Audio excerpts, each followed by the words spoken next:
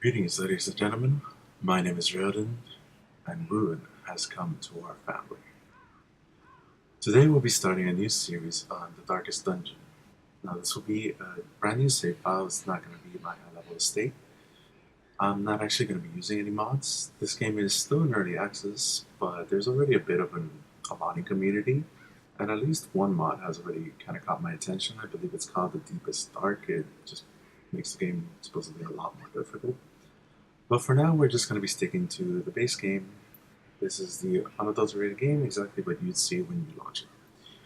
So let's just start off a new campaign over here.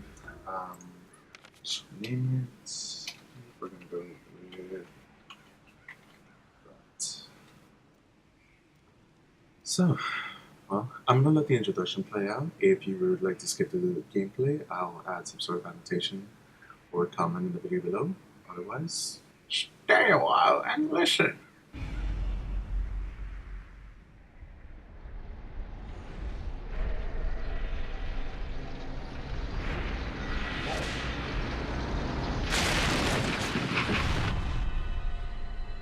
You will arrive along the old road. It winds with a troubling, serpent-like suggestion through the corrupted countryside, leading only, I fear, to ever more tenebrous places.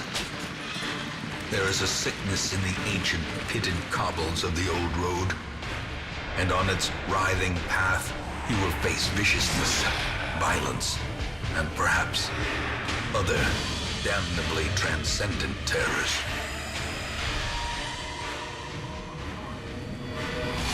So steel yourself, and remember there can be no bravery without madness. The old road will take you to hell, but in that gaping abyss, we will find our redemption. Alright. So, in the beginning, for the tutorial, you pretty much always start with the same two guys. In case you're wondering, hey, that kind of looks like a lot like the Crusader that I started with. And that scoundrel or highwayman. I'm gonna get that confused a lot, by the way. I'm sorry, but that highwayman looks very familiar as well. Yeah, you pretty much always start with the same guys. Renaud is always a kleptomaniac, which is annoying to say the least. And he steals your loot randomly. Brigands have run up these lanes. Keep to the side path. Tutorial pop-ups. The hamlet is just ahead. So the way that this works is you start off in a room, and then you walk through to the next room, and you encounter some sort of random events in the hallway, which could be anything from nothing to maybe a trap, a random fight like this, an interactable object or something to that extent. Now, here in the tutorial, it is always the same. It's a completely scripted event. You control your two characters, obviously, but all the fights and all the objects that you encounter are scripted. This game has some roguelike elements, but truthfully, I'm not sure how much is really randomized, or maybe it's seeded instead. There is much to be found in forgotten places. But, I mean, there's definitely some randomness. Some people would say there's too much randomness, but I suppose that's a matter for the time. An ambush. So, Send these vermin a message. right now I don't necessarily... Has returned, and their kind is no I don't necessarily consider these guys too much of a threat. It is possible to lose somebody in the tutorial. But I'm hoping that doesn't happen here.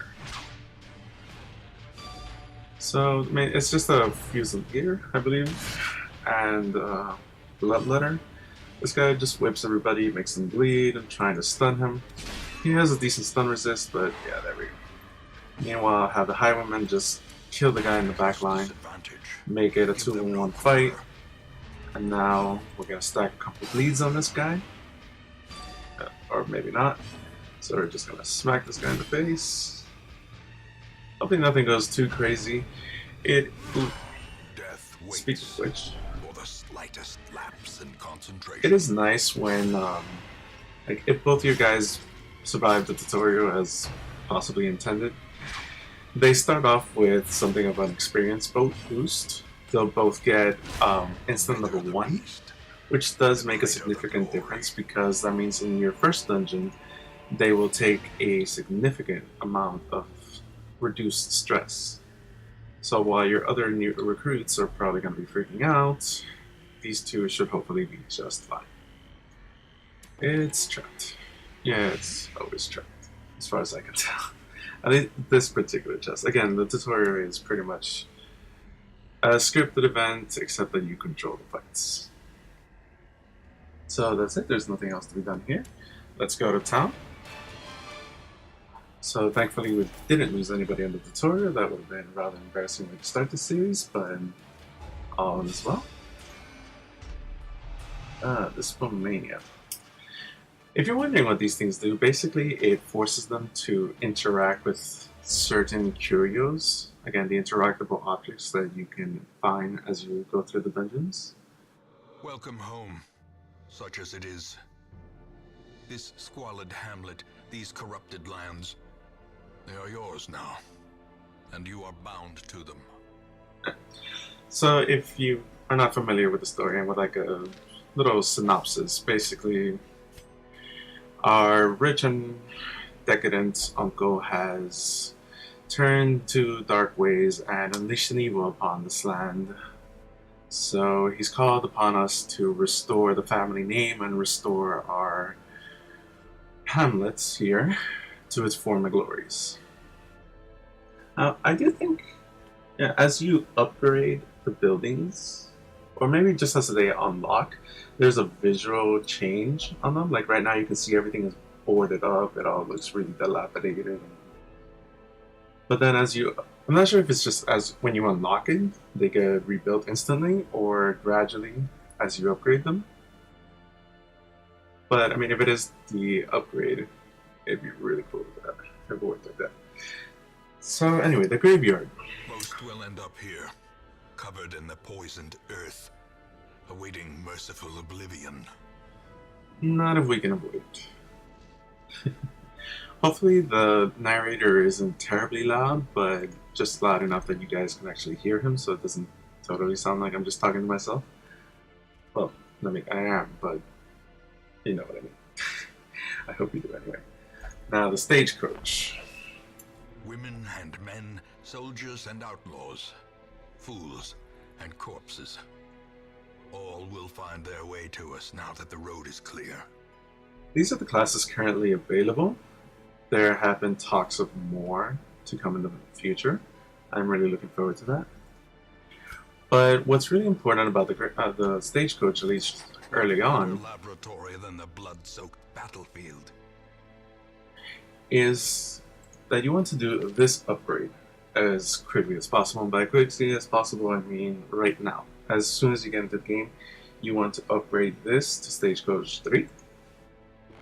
Great heroes can be found even here, in the mud and rain. And then the network once again to 4. Word is traveling. Ambition is stirring in distant cities. We can use this. Now, this is very important. I've seen a lot of people complain that it's the game is too difficult, it's too random, there's too much that you don't control. Well, this is something that is in your control, and you do need to make this upgrade as soon as possible, ideally right now on your very first visit to the town, because what this does is it guarantees, there is no randomness to this whatsoever, that the next time you come back to town, and every time that you return from a mission, you will have 4 recruits available in your stagecoach. Now, it doesn't actually cost anything to recruit them, so essentially by doing this upgrade, you make it impossible to lose the game, at least in its current form. You can lose all your heroes, but there will always be 4 new ones to recruit. They will, of course, be level 0. As you can see over here, it's like there's those similar kind of one. Oh no, actually, that's not like I always thought it was a hollow 1 or something, but no, it's a 0. It's just kind of thin. Never mind, then it is a level 0. So they are newbies, but they're there. So you never really lose the game. You can always keep playing. So I do believe that the ones that you get, at least the classes that you always get at the beginning, are not random. You always seem to get a witch doctor, a plague doctor. I'm gonna make that confusion a lot. I'm gonna confuse those two quite often as well, probably. As you may have noticed from the town name, Tristram, yes, I played Diablo 2 and 3 quite extensively, so I'm sorry, he reminds me of Witch Doctor, and it's just like a Witch Doctor archetype type thing, so I'm gonna get that confused. But yeah, anyway, you always start with a Plague Doctor and a Vestal. The skills that they have seem to be random, and the traits as well.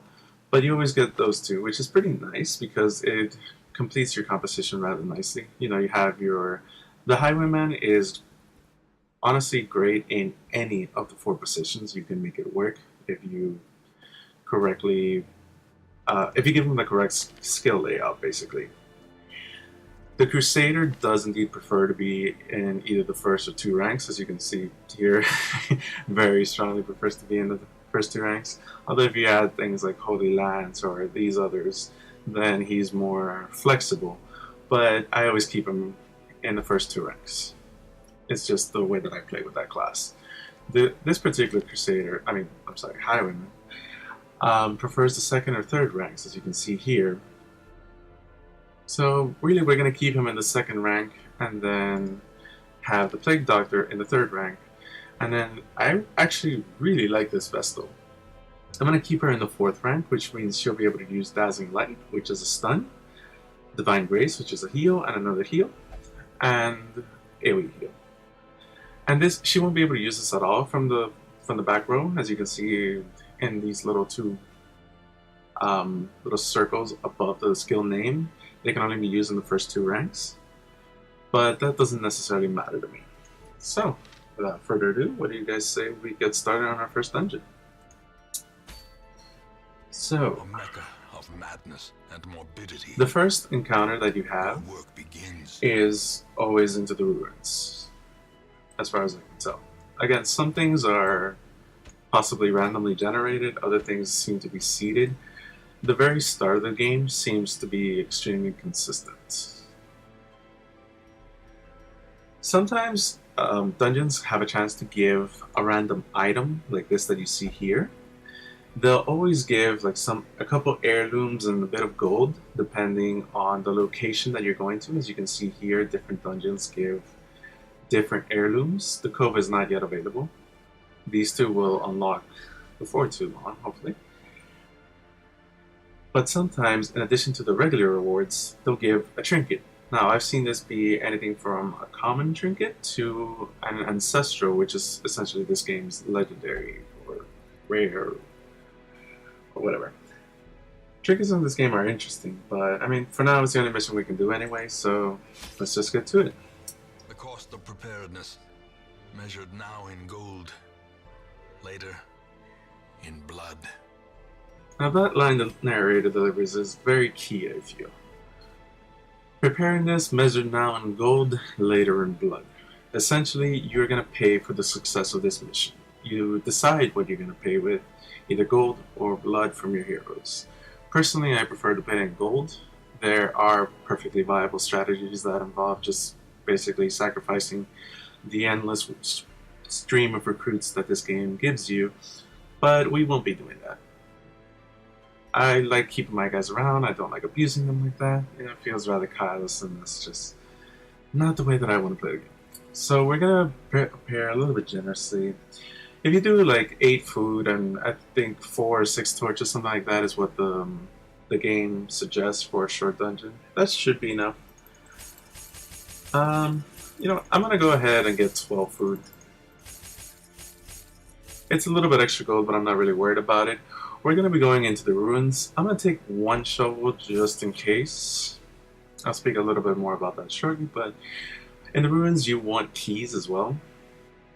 I'm going to take 1. It's only a short, so you'll probably use the key. You probably would use 2 as well, but we're going to save a little bit of gold.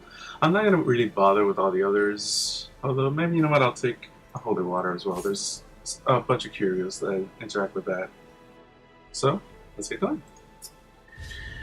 As to curios, it is something of a trial and error unless you just want to look them up on a wiki. Frankly, I did just look them up on the wiki as I was starting out. Some of them don't really feel intuitive to me. Some do. For example, if you see a grave and you have an extra shovel, well, you can dig up the grave. Makes sense, right? Right. So we got a random fight here in the hallway, and these two guys got reshuffled. This fight is not very threatening.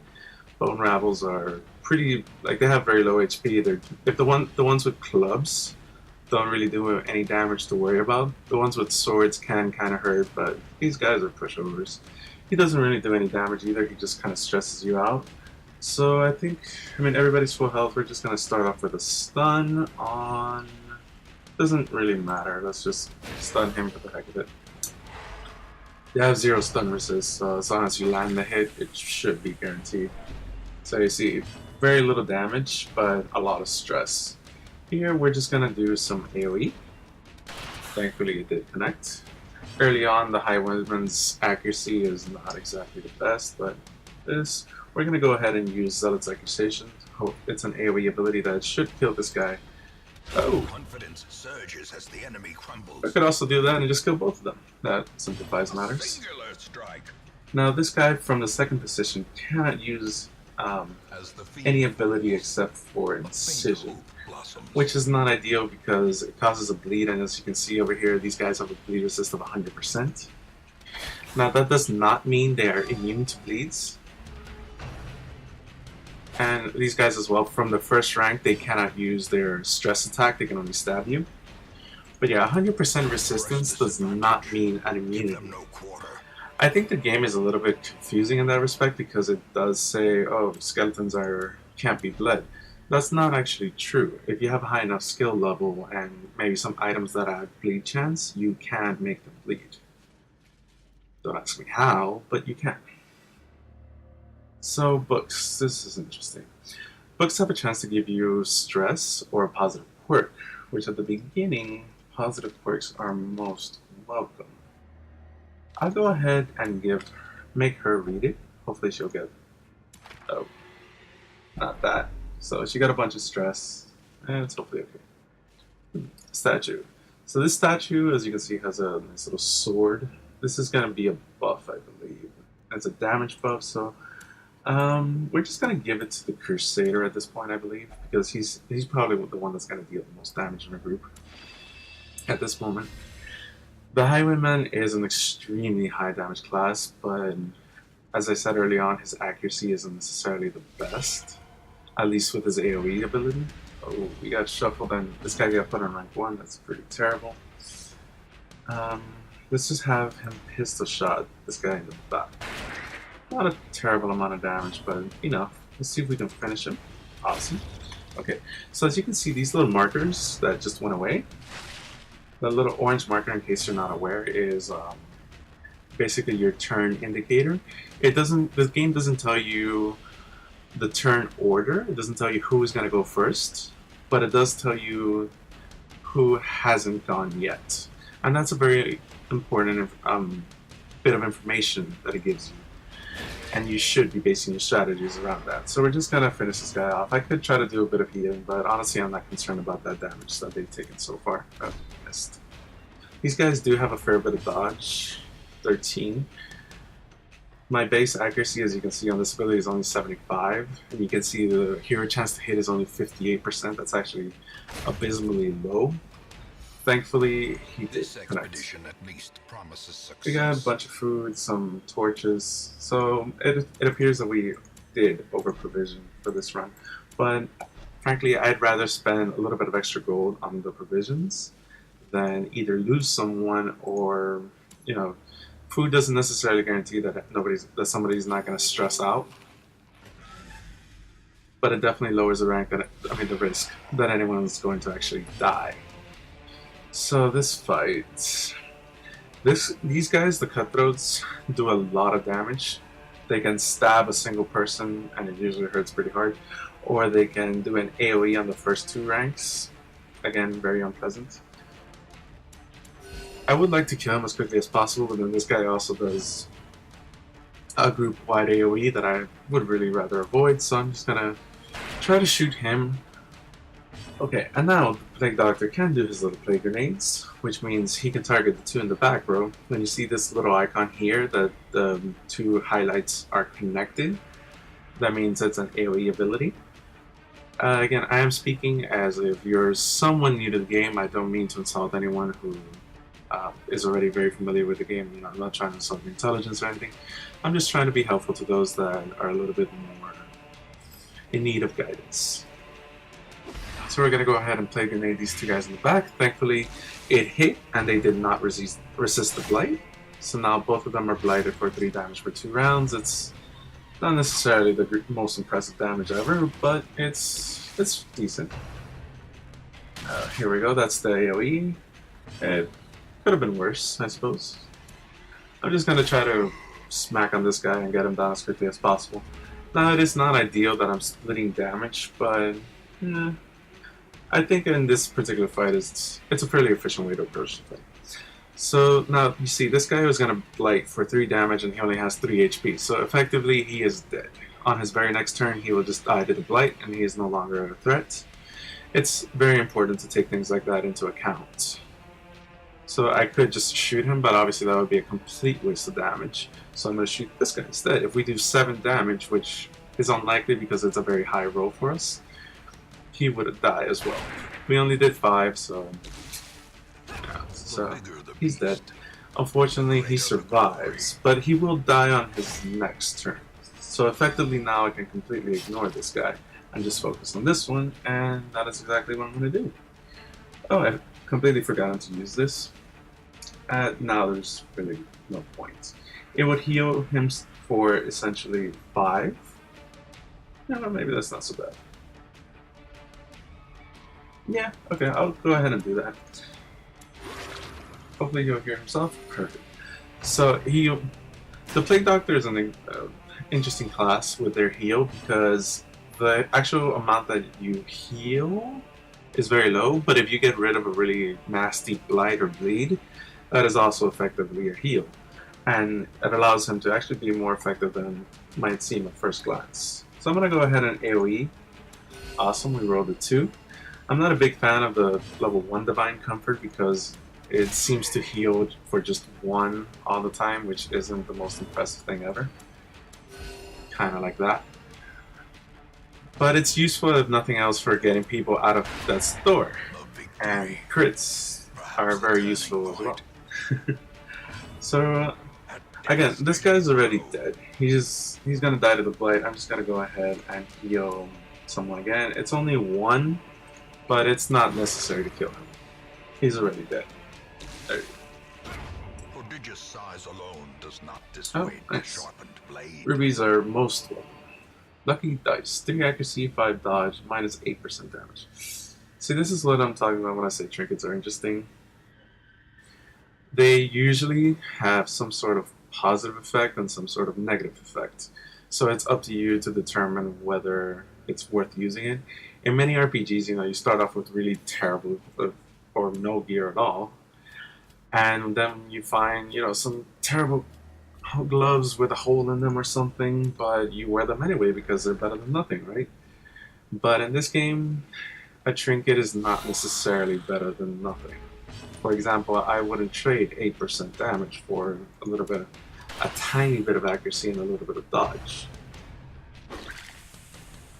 Although actually, that said, it is a gesture-only trinket, and gestures are a class that can be used just in the back row as pure supports to just buff your group.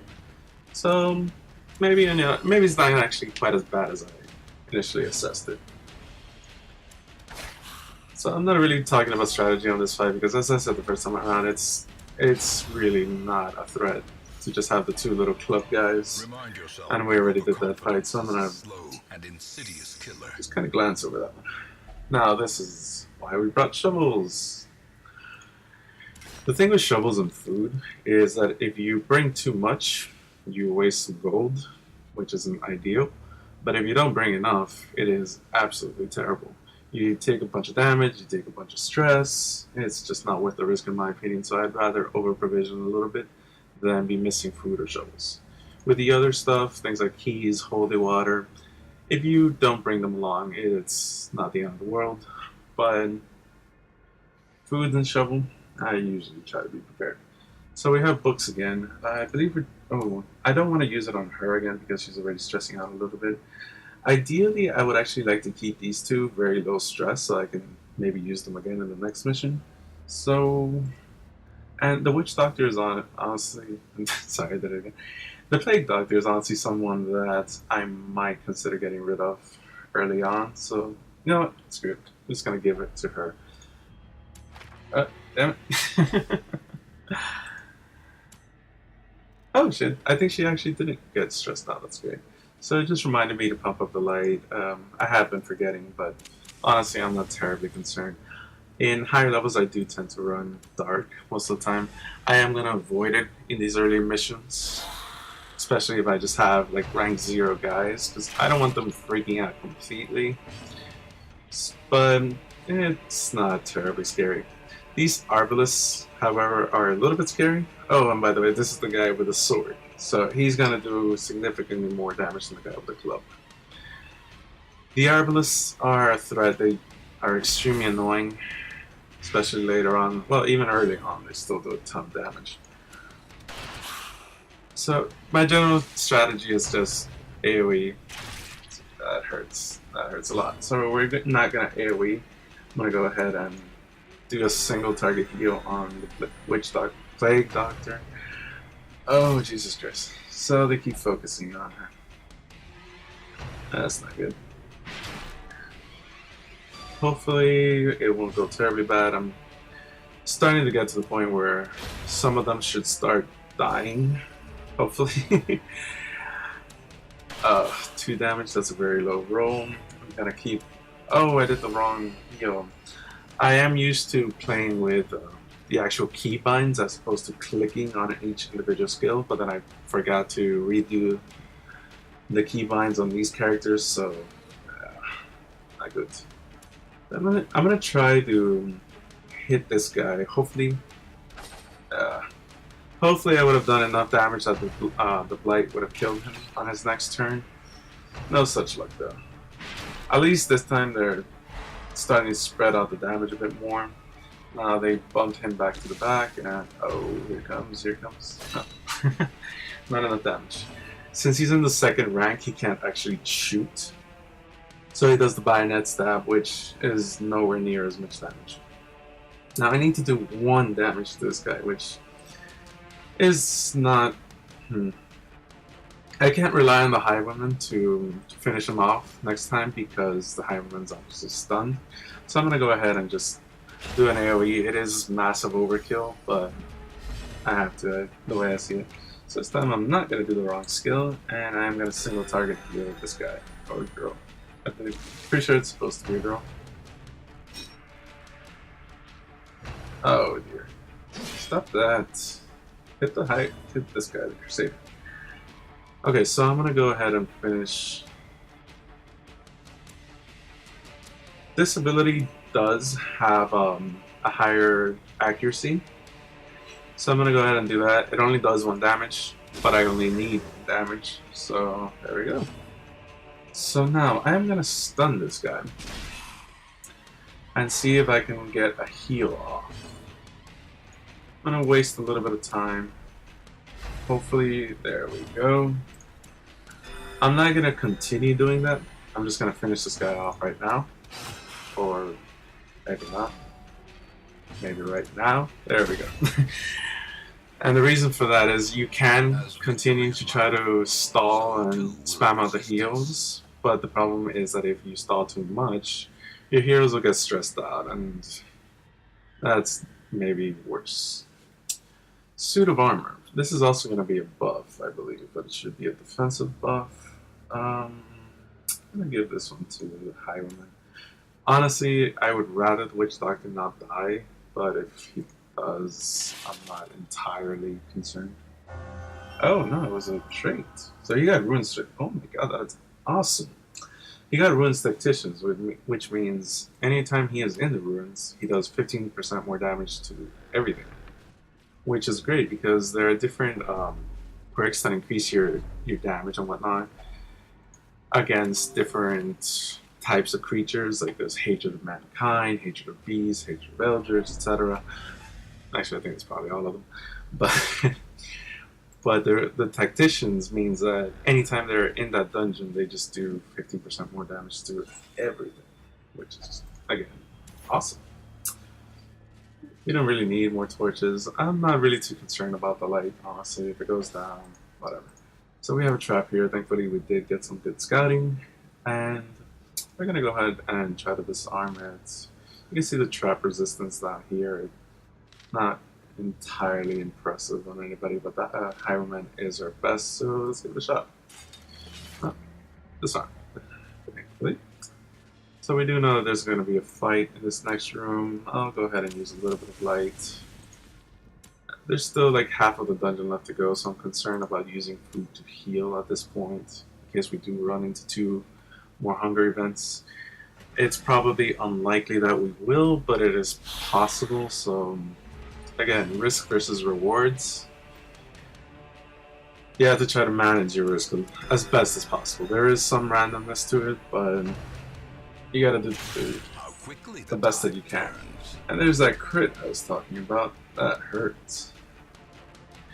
So I'm gonna go ahead and Plague Grenade the 2 guys in the back. Thankfully both of them got blighted again. That's pretty nice damage. Nice, very nice roll on that AoE right there. Oh wow. So this time it's Pig on the Vestal Day. That is very low HP. Hopefully it won't be too much of a problem. Thankfully, we got to kill that guy, I do believe, before he went. So, Axe Blade on him, that's okay. But now he cannot shoot, so he'll just stab the Crusader instead. He can shoot, and he's going to put her on Death's Door. Perched at the very precipice of oblivion. So, yeah, the way that that sort of works, she's not actually... Like, there was no risk of her dying there. Because there was no one else to actually deal damage again to her. If she's at the store and then gets hit again, that's a different matter. But that's not what happened, so all is well. I'll go ahead and stab this guy. One less enemy dealing damage to us, and bumps him up to rank 2, so he can no longer shoot. So yeah. Now I would like to kill this guy before he actually does anything. 5 through 11 damage, so it's entirely possible that we kill him, it's entirely possible we don't. Thankfully we did. And now again, we're going to do a stun. Although that's enough damage that he's dead on his next turn regardless. But we're going to try to heal up as much as the game will allow us to. I'll just go ahead and use a token buff just to waste the turn. Again, he's already dead, yep. Unfortunately, I did not get to heal with the Vestal, which is what I was really hoping for. But you don't always get what you want. So apparently our quest was just to complete all the room battles, and the quest is now complete. Which means, since we already did all the room battles, we know all 3 of these rooms will be completely empty. So, let's just explore a little bit, see what else we can get from this dungeon. Hopefully we can get a little bit more loot. We know there's going to be at least one more fight. Even though the rooms are empty, the hallways don't necessarily have to be. We have already scouted that there's going to be a fight right here. This doesn't look terribly bad. Plague Grenade, unfortunately, will only hit the back 2 ranks. It's not just the last 2 enemies, it's actually the last 2 ranks, and since there's nobody in the last rank, it only hits 1 target. So I'm going to go ahead and do Incision. It has... yeah, like I have a much lower chance to hit this thing anyway because it has a higher dodge. So I'm just going to go ahead and stab one of these things and hope it dies. And it did. Awesome. Okay, so now we probably don't need to worry too much about healing anymore because this may well be the very last fight in this dungeon. But just in case, we'll heal her up a little bit, you know. Again, risk versus reward. You can't completely negate the RNG, but you can try to manage it as best as possible. So do things that improve your chances.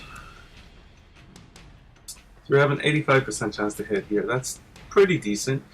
70% chance to hit, as some people seem to believe, is very high chance to hit. Like, they get surprised when you miss a 70% chance to hit several times in a row. That's because 70% chance to hit, you have a 2 and 3 chance to hit, you are gonna miss. Even a 95% chance is not guaranteed. That's something that, if you don't play a lot of RNG games, may not necessarily seem obvious at first, but it is something that you need to get used to. 95% chance to hit, 99% chance to hit, that's still not a guaranteed hit. A trifling victory, but a victory nonetheless. Victory indeed. So now, I'm not terribly concerned about the damage. Could eat again, but I probably did bring more food than was absolutely necessary. The 8 food... Oops, drop. Okay, that might be a problem. No, Mechanical we're good. hazards possessed by evil. If there is another fight, that could be a problem. Oh, let's see. So he's a kleptomaniac, as I mentioned earlier, which he was going to try to steal whatever loot was in here, but unfortunately it was just, it wouldn't really matter whether it was trapped or not, because even if it was loot, he would just take it. Hopefully he's not going to take this too. I don't think it matters who you open it with. Like, his kleptomania just activates itself automatically when you get close to the object, if it's going to activate. We know the room is empty, so there's nothing to worry about. Oh, we got a scouting, which is great because it tells me if there's any more fights. And that is a very useful scout indeed, because it tells me that there is a wall here, and I have no shovels left. So I know that there's absolutely no reason to continue, because there's nothing after that wall. It's just an empty room, and the hallway is completely empty, so we are done here. Not the most impressive halls ever, but it was a successful first step. So I will take that. We did get this trinket. It's not exactly amazing. 20% heal received is it's okay, but minus 12% max HP. That's not worth it in my opinion. Let's see if anybody got any interesting traits. Here we go. A hedge of Eldritch. That's very good. Deviant taste. Not allowed to visit the brothel. I don't really care. In camp heal received. It's nothing significant. Bad gambler. I usually don't like gambling anyway, so I don't care. Orange tactician. Another tactician. That's great. But Vestals are, at least the way I use them, I really don't care about the damage, because I just use them exclusively as support characters, just in the back row healing basically. So now we've unlocked the tavern and the abbey, but I think we'll leave that for another episode, because this one may already be starting to drag a little bit too long. So I believe we're going to go ahead and conclude here. Next time we'll take a look at the recruits that we got in the stagecoach. We'll take a look at what we're going to do about stress buildings, and everything like that. So if you're interested and you would like to see more of my series, please do subscribe and stay around. And hopefully before too long, I'll upload the next episode, and we can keep going through this together. Thank you very much for watching, and may you have a great evening.